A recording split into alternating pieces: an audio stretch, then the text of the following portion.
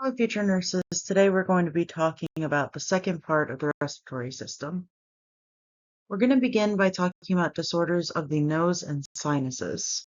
So, a lot of your disorders of the nose and sinuses are your upper respiratory infections, usually things like the common cold or rhinitis. And rhinitis just basically means inflammation of the nose.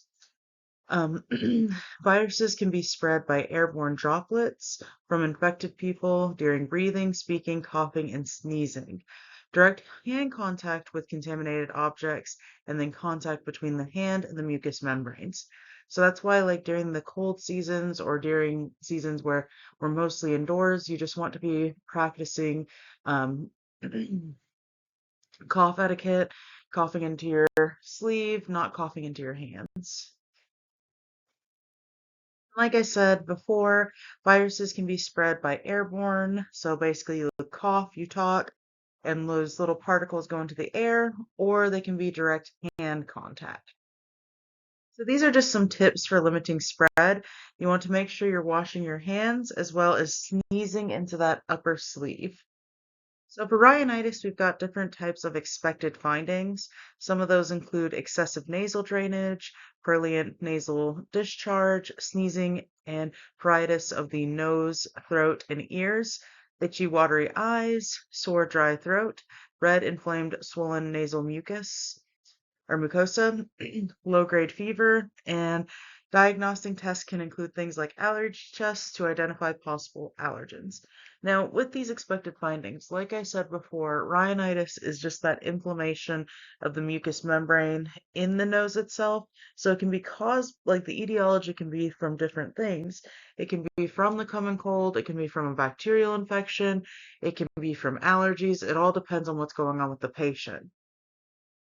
So what is our nursing care? Our nursing care includes things like encouraging rest, encouraging use of home humidifiers or breathing steamy air after running a hot shower, promoting proper disposal of tissues, using that cough etiquette, like I said, sneezing into the elbow, a tissue, but never the hands, and always having that really good hand hygiene. Some of your medications include things like your antihistamine, decongestants, intranasal glucocorticoid sprays, antipyretics, and antibiotics.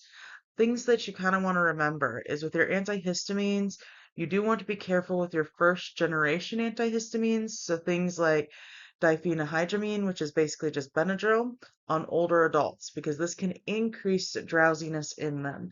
So you just want to make sure that you are letting them know that, hey, be a little bit more careful when you take these first gen antihistamines. The other thing is with your antibiotics, making sure that they know that they have to take all the antibiotics the way they're prescribed. So they can't just take it till they feel good.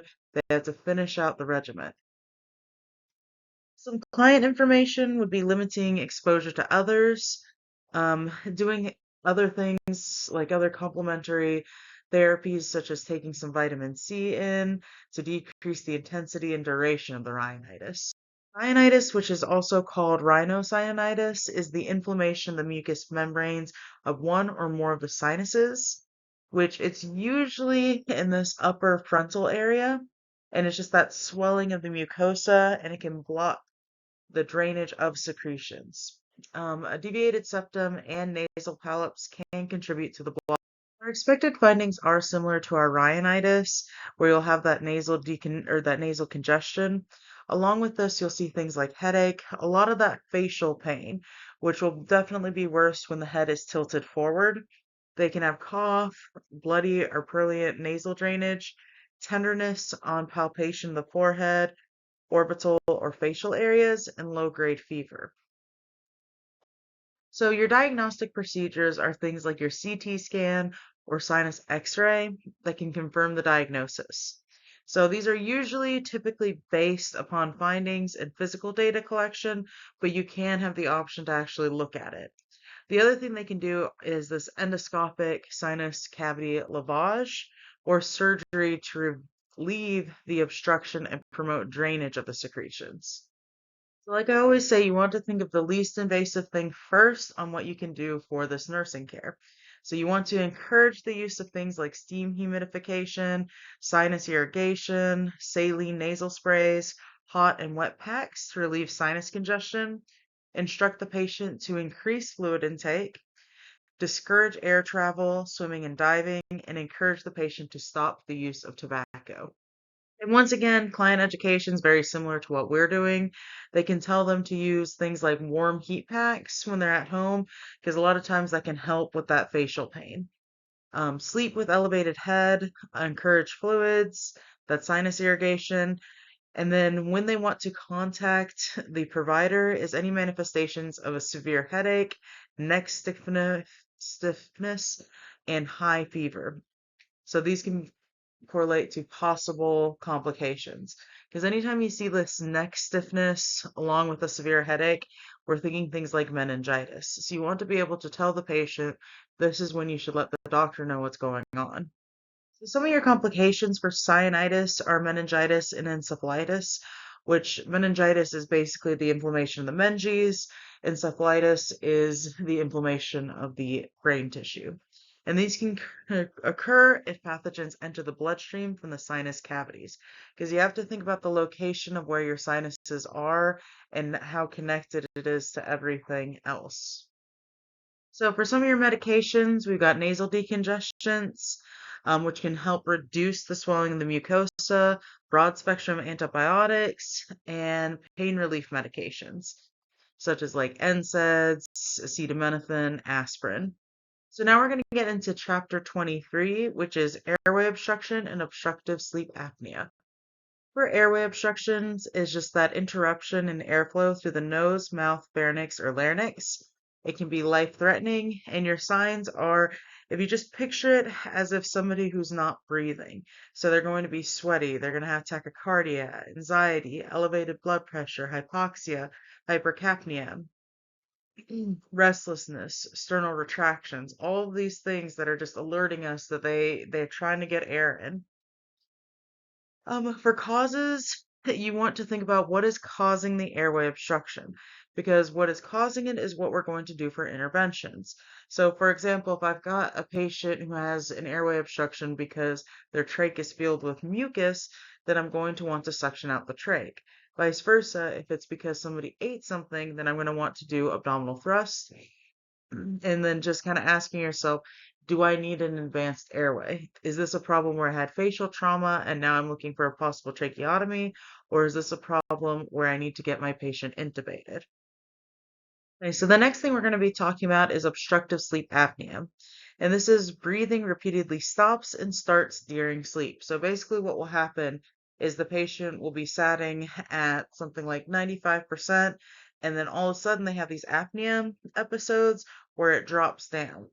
So this can be characterized by recurrent episodes of sleep apnea of 2 to 3 minutes in duration. Some of the contributing factors can be airway anatomy, so you can have very large tonsils, nasal blockage, presence and distribution of body fat, muscle tone, and honestly, obesity is one of the most common risk factors. Some of the symptoms are things like loud snoring, choking or gasping during your sleep, unrestful sleep, and daytime sleepiness. And if you think about it, it's all about this my airways closing. So that's where you kind of get that sound of snoring because it's still that air trying to move out. So it's almost like it's stuck in the throat area. What are some of our long-term effects of untreated sleep apnea? So I've got quite a few on here. We've got weight gain, which is related to reduced activity levels and increased appetite. Because if you think about it, they're getting up, so their body's almost getting ready to be awake, but they're not getting that full sleep that they need. Cognitive deficits, once again related to intermittent low oxygen and high CO2. Hypertension, related to that sudden drop in oxygen levels. So what is my body going to do? It's going to have my heart pump faster in hopes of fixing the oxygen problem. Gastric reflux, not completely understood, but studies show that sleep disturbances may induce GERD and diabetes. So once again, it's important to know all these different long-term effects of untreated sleep apnea. So when you're educating your patient, you can let them know, hey, These are the things that can happen if we just leave this untreated. And then we've got our big complications. So these are the ones that are like the uh-oh things. Things like myocardial infarction or stroke or that constant fatigue, which that constant fatigue can make it very difficult for them to make cognitive decisions. So the diagnosis is through a sleep study, this polysomnograph, where basically we have somebody sleep and then we watch what their oxygen is doing while they're doing the study.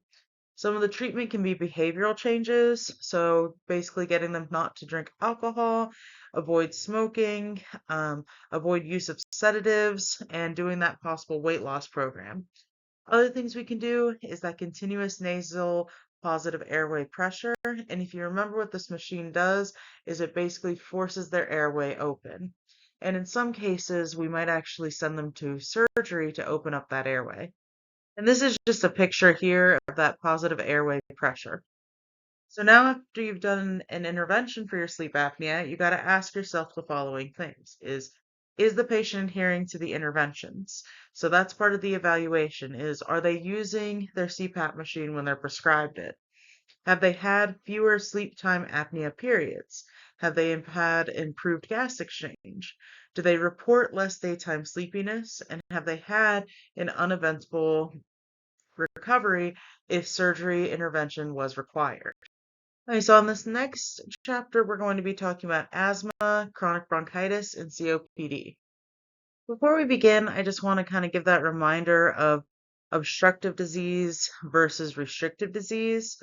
Obstructive pulmonary diseases are that increase in resistant airflow from the trachea and large bronchi to the terminal and respiratory bronchioles. So those are things like emphysema, chronic bronchitis, asthma, all the kind of disorders we're talking about today. Restrictive disease are reduced expansion of lung disease with decreased total lung capacity. So lungs are stiff and non-compliant. I like this picture here because it kind of shows the difference of what's going on with these two sets of lungs. We have the restrictive versus the obstructive here. So the first one we're going to talk about is asthma, which is a chronic inflammatory disorder that causes reversible airway constriction because of bronchial hyperactivity.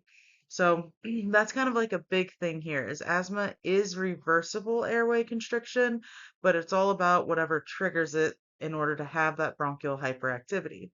With each attack, permanent inflammatory changes develop in the bronchioles, um, which branch off the bronchi.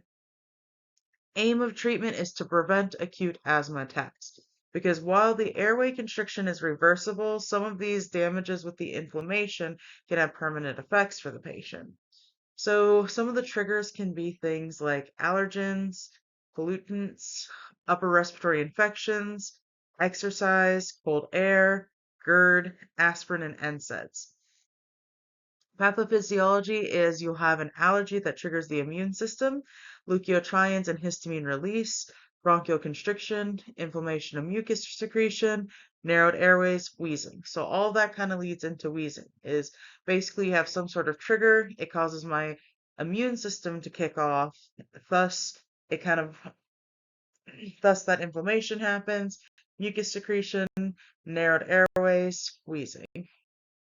And make sure you're assessing your patients for those possible triggers.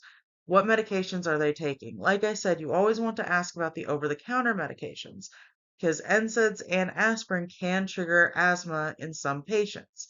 Basically, what happens with these NSAIDs is while they're trying to block some inflammatory responses, they can actually make other responses overreact, which is causing them to have that sudden reaction to the NSAID that they took. That's the reason why they'll have that asthma reaction. Here's this picture here that I really like that kind of shows a normal airway, asthmatic airway, and asthmatic airway during an attack. So as you can see, the normal airway is nice and opened.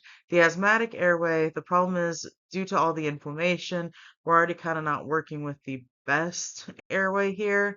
And then asthmatic during the actual attack is very, very occluded.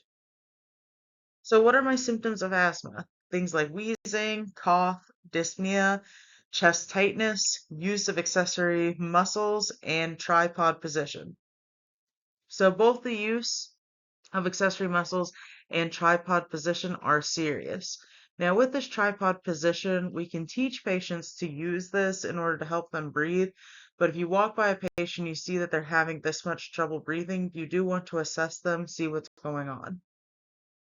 It's just a video that shows the use of accessory muscles to breathe. I'm not going to show the video right now, but you can basically see where there's this extension of they're trying their hardest to get any air into the system. And these are some positions to reduce shortness of breath.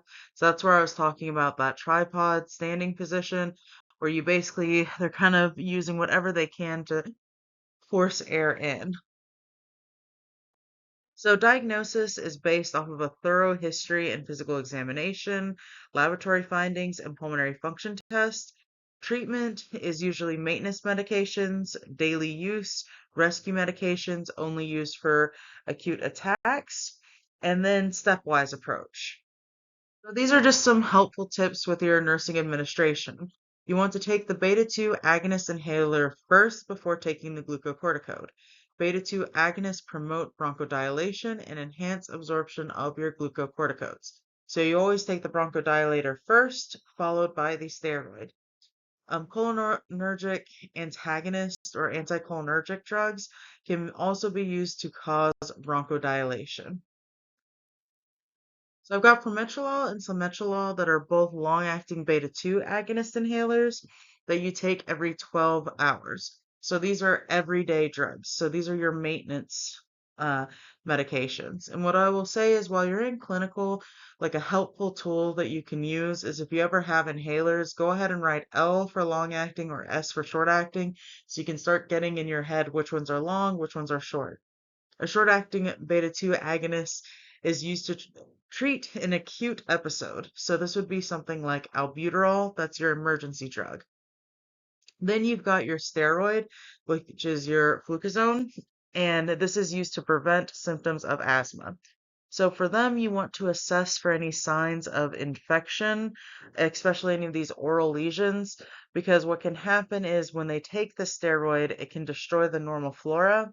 So you want to encourage them to use oral rinsing after every use or administration of this. This is just that step approach I was talking about before. Status asthmaticus is a persistent bronchoconstriction that endures despite attempts to treat the attack with various medication. It can cause generalized severe bronchoconstriction, dramatic fall in arterial oxygenation. It can be fatal, and you need medical attention immediately. So the next thing we're going to be talking about is our chronic obstructive pulmonary disease, which this can be a combination of chronic bronchitis, emphysema, and hyperactive airway disease. And it's characterized by the features of these three disorders. Etiology 90% of the time is smoking. Other causes can be things like occupational or environment exposures, genetic predisposition. Chronic bronchitis and COPD.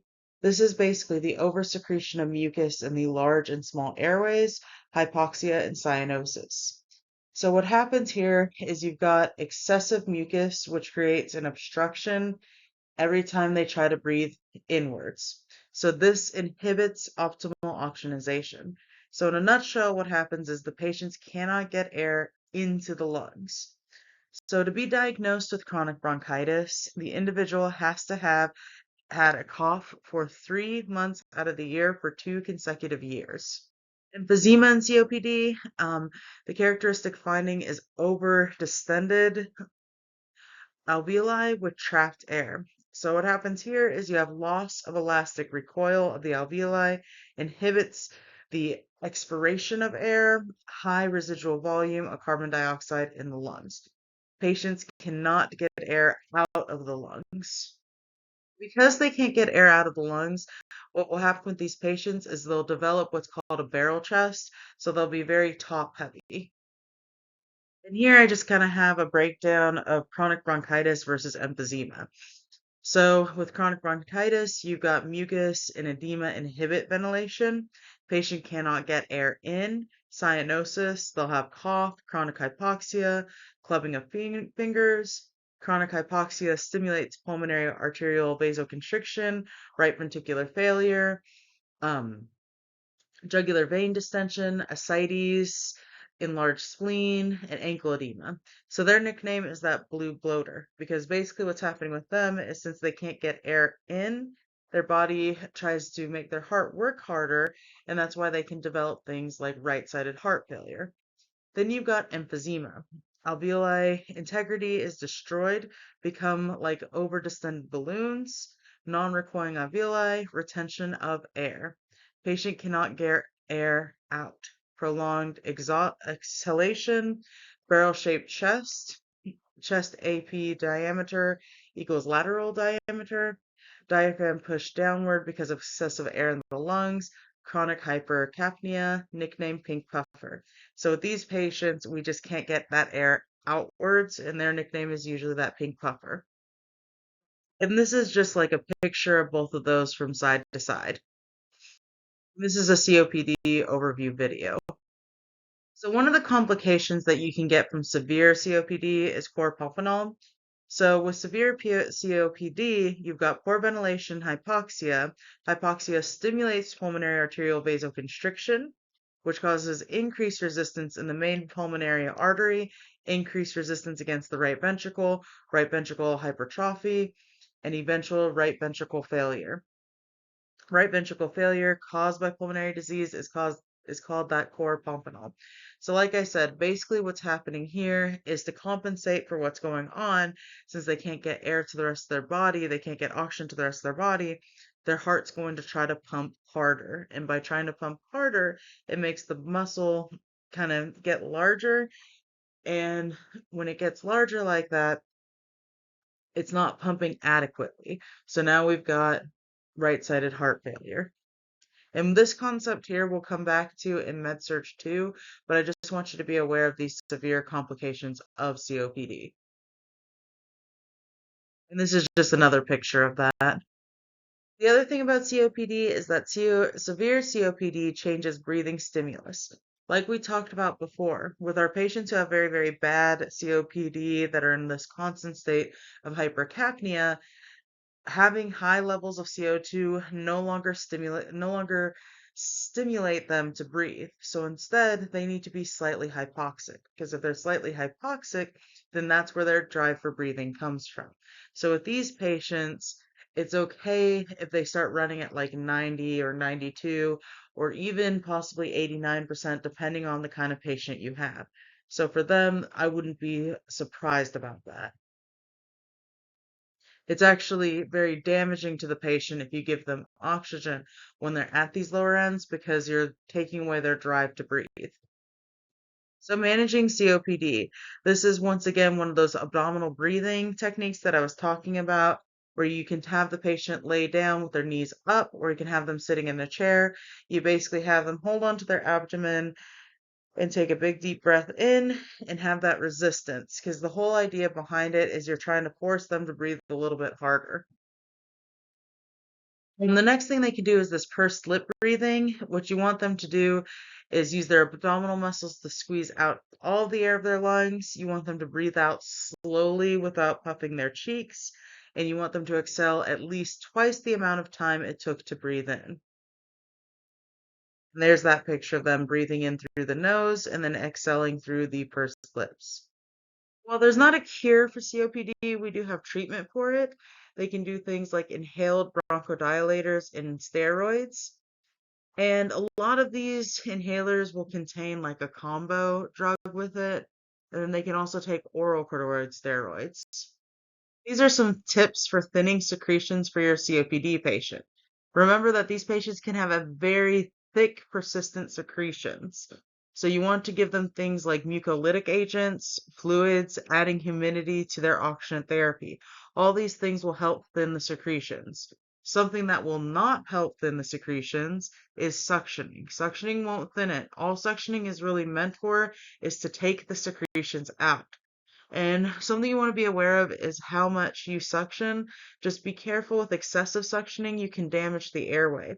So make sure you're assessing to make sure, do I need to suction? When's the appropriate time to suction? These are some nutritional tips for your COPD patients.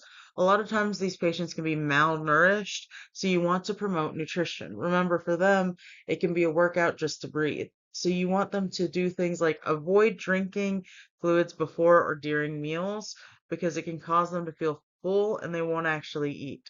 The other thing is you want that high calorie, high protein foods and rest before meals if they're experiencing dyspnea. So make sure that they're resting enough to actually eat and then eating smaller, more frequent meals a day. Don't forget your psychosocial management. COPD patients can feel very isolated. You want to make sure that you're using therapeutic communication, saying things like, I want to hear about why you're limiting your social activities, allowing them to explore what's going on with them. These are some ABG reminders and when to move past assessing for COPD patients. These patients are chronically at risk for developing respiratory acidosis. They have increased CO2. Therefore, it's imperative you know when to initiate oxygen. So if your pH is abnormal, for example, below 7.35, go ahead and give oxygen. If your O2 sat is abnormal, below 89%, and sometimes even if it's just 89%, go ahead and give oxygen. If they're showing signs of respiratory distress, so they're doing that tripod breathing, you want to go ahead and give them some oxygen therapy. You give O2 first, then you can start medications. Because remember, if I give oxygen, it might make it a little bit easier for them to breathe, so I can actually get the medicine in. Education and documentation can always wait during emergency. These are some general reminders. Emergency, sternal retraction equals breathing problem. Gotta fix this fast. Priority, give rescue inhaler. Albuterol is usual drug of choice. Do not delegate the patient. They are the B in your ABCs. Try to keep them from getting sick. Avoid people who are ill. Wash their hands. When suctioning, remember your personal infection control measures. Protect yourself. I don't know about you, but I'm going to want to wear a mask or some sort of protective gear to keep that stuff from getting onto me.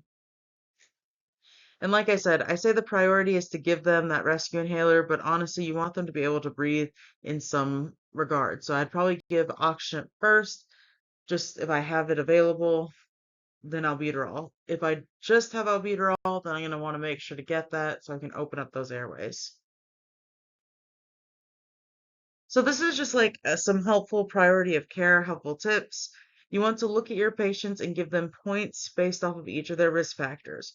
Older adults, so those above 65, I usually give 1 point. Normal disease process, I'll give 1 point. An example would be a COPD patient with emphysema has barrel chest. Abnormal disease process, example would be an asthma patient is using accessory muscles to breathe, they get 2 points. Normal vital signs for disease process gets 1 point. COPD patient with 92%.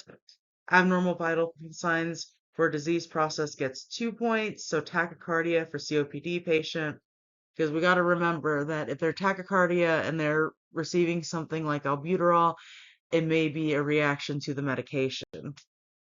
From there, you want to add up the points and see whoever is needing you right then and there. Who is your priority patient?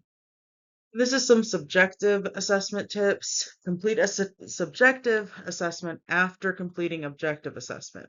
So you want to first get vital signs, listen to lungs, appearance, all that. Then you can start talking to your patient. Get baseline of what they can do first. What activities of daily living can they complete? How much oxygen are they on at home? How are they in comparison to last year? Then ask about medications, then ask about their understanding of the disease, then you can address any of their psychosocial needs. You can ask about their support system then. But the main thing is to first see your level of consciousness first and then see what is their baseline. Are they better than they were previously? And just follow that Maslow's hierarchy of needs. Right. Thank you all.